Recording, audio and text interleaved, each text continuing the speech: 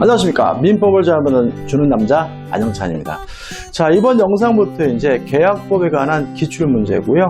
이번 영상은 계약법 서론하고 계약의 성립인데 일반적으로 한 문제 정도 출제하는 부분이거든요. 근데 좀 내용이 좀 잡다하기 때문에 조금 옛날 것까지 보려고 해요. 그래서 이번 영상은 한 10문제 정도 좀 다루려고 하거든요. 어렵지는 않습니다. 깔끔하게 정리할 수 있는 부분이니까요. 반드시 맞춰야 되는 부분이죠. 자, 1번입니다. 계약의 유용에 관한 설명으로 옳은 것은이잖아요. 1번, 매매계약은 대표적인 유상계약인데 낙성계약이죠. 따라서 요물계약이다. X. 2번, 중개계약은 민법상 전형계약이다. X예요. 왜냐하면 전형계약이라는 것은 민법에 있는 계약이 전형계약이고요. 민법에 없는 계약은 비전형계약이거든요. 물론 중개계약은 민법에 있는 것이 아니라 중개사법에 있는 것이니까 전형계약이 아니라 비전형계약입니다. 3번, 부동산 교환계약은 유상이죠. X고, 또 계속적 계약이 아니라 일시적 계약이죠. 3번은 앞뒤가 다 틀렸네요. 4번, 증여계약은 편무계약이 맞아요. 이거는 맞아요. 왜냐하면 무상이니까. 따라서 유상계약이다. S고, 답은 5번입니다. 자, 임대차 계약도 유상이고요. 대표적인 쌍무계약이니까 답은 5번이죠. 이런 식의 문제도 28이니까 최근 문제죠. 가끔 되니까 좀 주의하시기 바랍니다. 그 다음에 26번입니다. 계약의 유용에 관한 설명으로 틀린 것은 1번, 예약은 채권계약이다. 맞습니다. 왜냐하면 예약을 한다 그래서 물권이 발생하는 건 아니거든요. 따라서 예약은 항상 예외 없이 채권계약이죠. 2번, 전형계약 중 쌍무계약은 유상계약이다. 맞습니다. 왜냐하면 일반적으로 쌍무계약은 다 유상계약이죠. 3번, 교환계약은 요물계약이다. X. 이것도 참 잘내요. 교환계약도 매매계약과 마찬가지로 낙성계약이거든요. 따라서 쌍방의 상호간의 재산권을 이전하기로 약정만 하면 성립하는 낙성계약이고, 왠지 교환계약은 요물계약일 것 같다라는 착각을 일으키기 때문에 조심하셔야 되고요. 답은 3번이죠. 4번, 매매계약은 쌍무계약이고 임대차 계약은 유상계약이죠. 3번입니다. 민법상 계약의 성립에 관한 설명으로 틀린 것은, 자, 29회 작년도 문제네요. 자, 일단 1번 같은 질문은 커피 자판기를 생각하시면 돼요. 자, 큰 길가에다가 커피 자판기를 설치하는 것도 청약이거든요. 따라서 1번, 청약은 불특정 다수인을 상대로 할 수 있다. 맞는 질문이죠. 2번, 청약도 의사표시고요. 모든 의사표시는 도달된 후에는 더 이상 철회할 수 없으므로 청약은 특별한 사정이 없는 한 철회하지 못한다. 맞는 질문이죠. 3번, 격지자 간의 계약의 성립식입니다. 중요하죠. 자, 우리가 청약에 대한 답장인 승낙은 발신주의예요. 따라서 계약이 성립되는 시점도 승낙을 발신한 때 계약이 성립되고요. 꼭 기억해 두셔야 되고, 따라서 다른 의사표시가 없으면 승낙의 통지를 발송한 때 성립한다. 맞는 질문이죠. 4번, 청약자가 청약의 의사표시를 발송한 후죠. 자, 이거 우리가 민법 총칙에서 얘기했죠.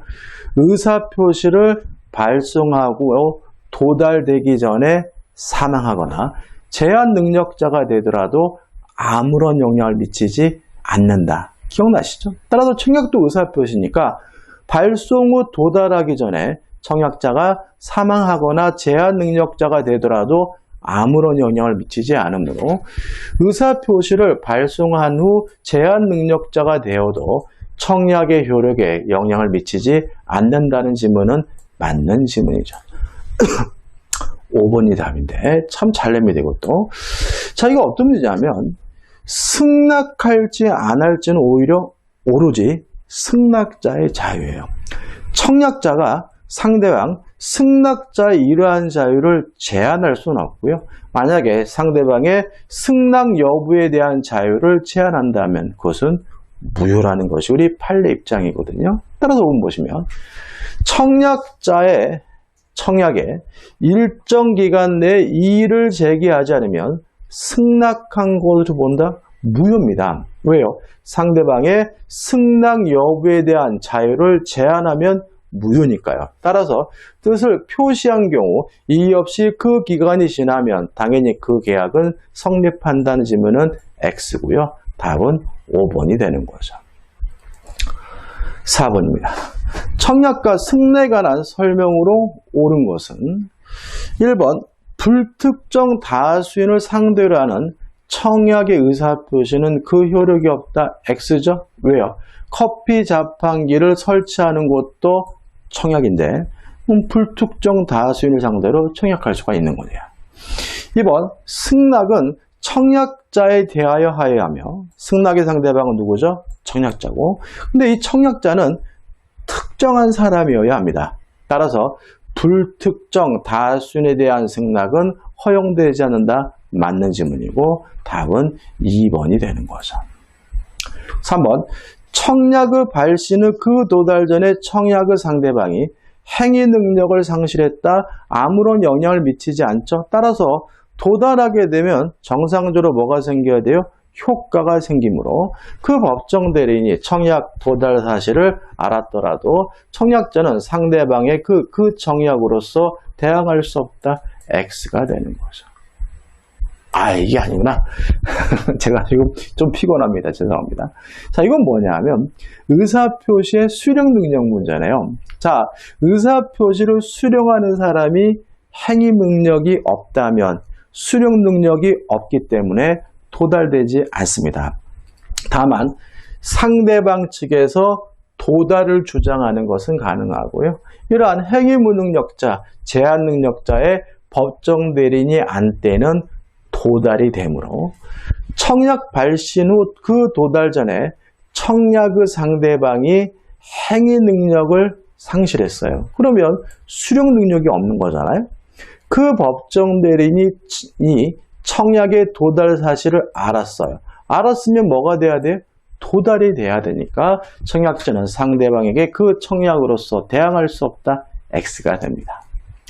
4번 갑이 그 소유 토지를 을에게 매도 청약하였는데 을이 그 대금을 낮춰 승낙한 거죠. 이거는 변경을 가한 승낙이고요.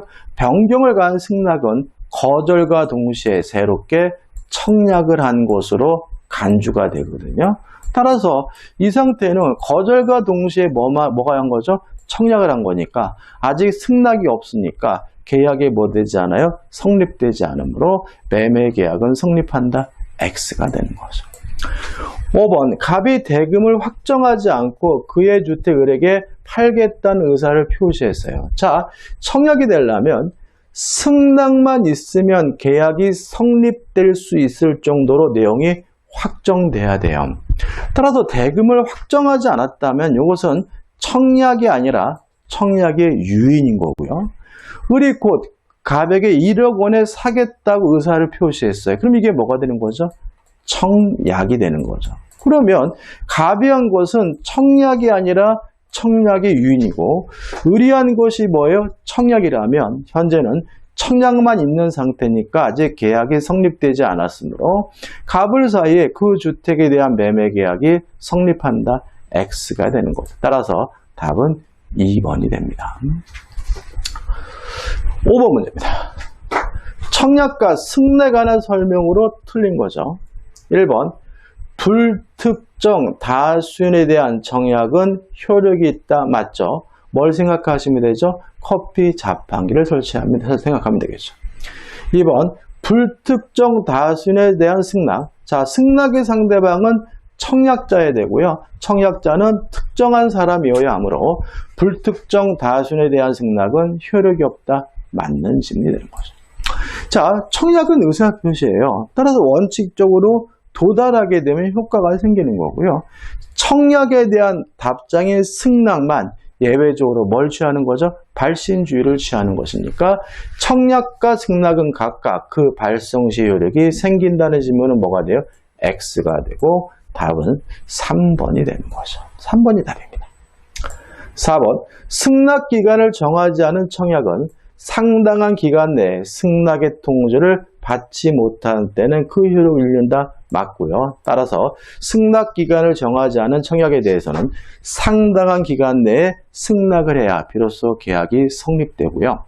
그 다음 5번인데 이 새로운 청약으로 보는 거 한번 생각해 볼까요? 자, 변경을 가한 승낙은 새로운 청약입니다. 또 조건을 붙인 승낙도 새로운 청약이고요. 또 연착된 승낙도 새로운 청약이다. 이 세 가지는 새로운 청약이라고 기억해 두신 문제 풀 때 편하거든요. 따라서 5번, 승낙 기간을 정하지 않은 청약에 대하여 연착된 승낙은 청약자가 새로운 청약으로 볼 수 있다. 맞는 지문이 되고요. 답은 3번이 됩니다. 6번입니다. 계약의 청약과 승낙에 관한 설명으로 옳은 것을 찾는데 청약은 의사표시죠. 따라서 도달된 후에는 철회할 수 없으므로 1번 격지자 간의 청약은 이를 자유로이 철회할 수 있다. X죠.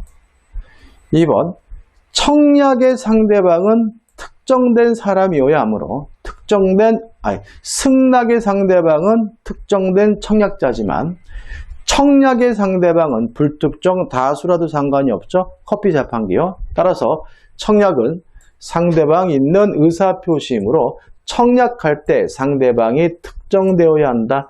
X가 되는 거죠. 3번 모든 의사표시는 발신 후 도달하기 전에 사망하거나 제한 능력자가 되더라도 아무런 영향을 미치지 않으므로 3번 청약자가 그 통지를 발송한 후 도달 전에 사망한 경우에 청약의 효력은 상실한다. X가 되는 거죠. 4번 승낙은 발신주의죠. 따라서 계약은 승낙을 발신할 때 성립하는 것이므로 4번 격지자 간의 계약은 승낙의 통지가 도달한 때 성립한다. X가 되는 거죠. 5번 승낙 기간을 정하여 청약을 했어요. 그러면 계약이 성립하고 유효하려면 승낙 기간 내에 도달이 돼야 되거든요. 따라서 청약자가 그 통지를 그 기간 내에 받지 못한 경우 원칙적으로 청약의 효력은 상실한다. 맞는 지문이 되고요. 답은 5번이 되네요. 자, 지문이 반복되고 있으면 알 수 있죠.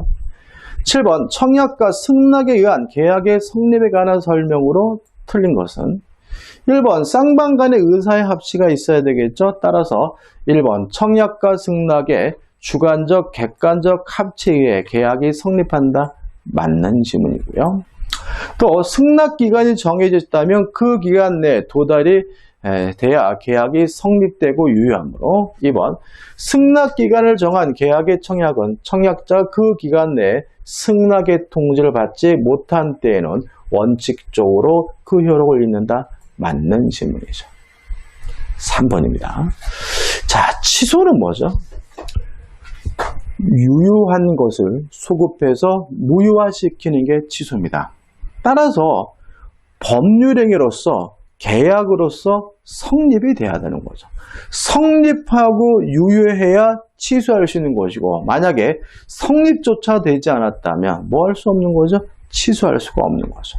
3번 계약의 본질적인 내용에 대하여 무의식적 불합의가 있어요.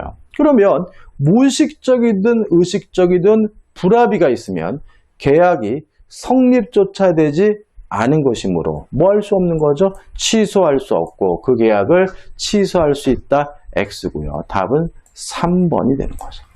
4번 커피 자판기입니다. 불특정 다수인에 대하여도 청약이 가능하다. O 맞는 질문이고 5번 격지자 간의 계약의 성립 시기입니다.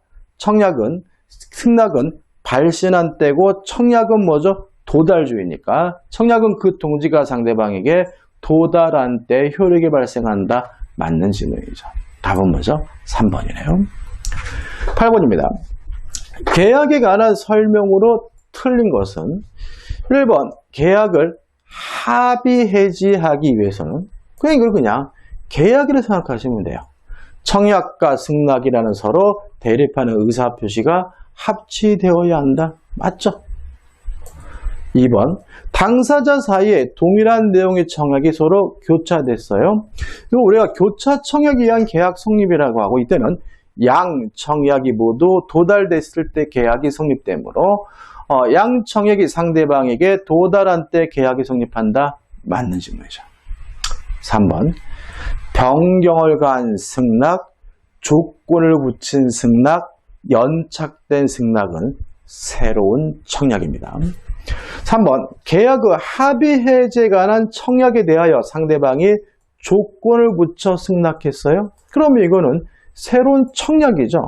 청약이니까 요 먼저 했던 이 청약은 무효가 되는 거죠. 이게 뭐죠? 새로운 청약이에요. 따라서 그 청약의 청약은 효력을 잃는다. 맞는 질문이 되는 거죠. 4번. 자, 승낙할지 안 할지는 오로지 누구 마음이에요? 상대방 마음이고, 청약자가 그것을 제한할 수 없고, 제한하면 무효라고 말씀드렸죠. 따라서 청약자가 일정한 기간 내에 회답이 없으면 승낙한 것으로 본다 라고 했다면 무효다. 왜요? 상대방의 승낙의 자유를 제한하니까요. 특별한 사정이 없으면 상대방은 이에 구속된다, 유효하다, X고요. 4번이 틀려요. 5번, 청약자의 의사표시나 관습에 의하여 승낙의 통지가 필요하지 않은 경우. 이걸 우리가 의사실현에 의한 계약 성립이죠. 음식을 먹는다, 책에다 이름을 쓴다. 언제 계약이 성립됩니까? 먹는 순간, 책에다 이름을 쓰는 순간 계약이 성립되므로 계약은 승낙의 의사표시로 인정되는 사실이 있는 때에 성립한다. 맞는 질문이죠. 따라서 이 문제의 답은 4번이 되네요. 9번입니다. 계약의 성립에 관한 설명으로 틀린 것은 1번, 청약은 승낙만 있으면 계약이 성립될 수 있을 정도의 내용이 확정되어야 하므로 그에 대한 승낙만 있으면 계약이 성립하는 구체적 확정적 의사표시여야 한다. 맞죠? 2번, 아파트 분양 광고와 같은 광고는 청약이 아니라 청약의 유인으로 보기 때문에 아파트 분양 광고는 청약의 유인의 성질을 갖는 것이 일반적이다. 맞는 질문이죠. 3번, 당사자 간의 동일한 내용의 청약이 상호 교차됐어요. 그럼 어디 성립됩니까? 양 청약이 모두 도달됐을 때 계약이 성립되므로 양 청약이 상대방에게 발송한 때 계약이 성립한다. X고요. 3번이 틀린 질문이에요. 4번, 승낙자가 청약에 대하여 조건을 붙였어요. 그러면 새로운 청약이죠. 그 청약의 거절과 동시에 새로 청약한 것으로 본다. 맞는 질문이고요. 5번, 청약자가 미리 정한 기간 내에 이 일을 하지 아니하면 승낙한 것으로 본다. 무효라고 했죠. 따라서 청약지 표시하였더라. 이는 특별한 사정이 없는 한 상대방을 구속하지 않는다. 맞는 질문이죠. 따라서 이 문제는 틀린 질문해 가지고 3번이 답이죠. 보시면 문제가 많긴 하지만 비슷비슷한 지문들이 뭐하고 있죠? 반복되고 있습니다. 자, 이거는 계약책을 쓴 과실에 대해서는 시험 문제를 잘 안 냅니다. 거의 23회 때가 마지막이었던 것 같아요. 그렇지만 충분히 나올 만한 문제이기 때문에 뽑은 거거든요. 일단 계약책을 쓴 과실 책임은요, 원시적 전부 불능인 경우에만 문제가 됩니다. 따라서 1번, 수량을 지정한 토지 매매 계약에서 실제 면적이 계약 면적에 미달됐어요. 100평이라 그랬는데 80평이에요. 그거는 20평, 원시적 일부 불능이죠. 따라서 계약책을 쓴 과실 책임이 적용될 수는 없습니다. 왜요? 원시적 전부 불능에 대해서만 적용되니까요. 2번, 토지에 대한 매매 계약 체결 전이에요. 그러면 계약 체결하기 전이니까 뭐예요? 원시적이고 이미 그 토지 전부가 공용 수용됐어요. 그러면 원시적 전부 불능이니까 2번은 계약 체결상 과실 책임이 문제될 수가 있겠네요. 3번, 가옥 매매 계약 체결 후죠. 후발적 불능이죠. 따라서 제3자의 방화로 그 가옥이 전소된 경우 계약 체결상 과실 책임 문제될 수는 없습니다. 4번 유명하가 그림에 대한 임대차 계약 체결 후죠. 후발적 불능이죠. 임대인의 과실로 그 그림이 파손된 경우 계약 체결자의 과실 책임 문제될 수가 없습니다. 왜요? 계약 체결자의 과실 책임은 원시적 불능에만 문제가 되니까. 5번 저당권이 설정된 토지를 매수하여 이전 등기를 마쳤어요. 그러면 매매 계약이 있었고 이행이 된 거죠. 후에 저당권이 실행돼 소유권이 잃게 됐다면 이것도 뭐죠? 후발적 불능입니다. 계약 체결자의 과실 책임은 무슨 불능에서만요? 원시적 전부 불능에서만 문제가 되고요. 따라서 답은 2번이 되는 거죠. 실제로 계약 체결자의 과실 책임은 너무 오랫동안 안 나오기 때문에 나올 수도 있는데 어렵게 나오진 않을 테니까요. 너무 걱정하지 않으셔도 될 것 같습니다. 자, 이번 영상이 여기까지고 도움이 되셨다면 구독, 좋아요 부탁드리겠습니다. 고맙습니다.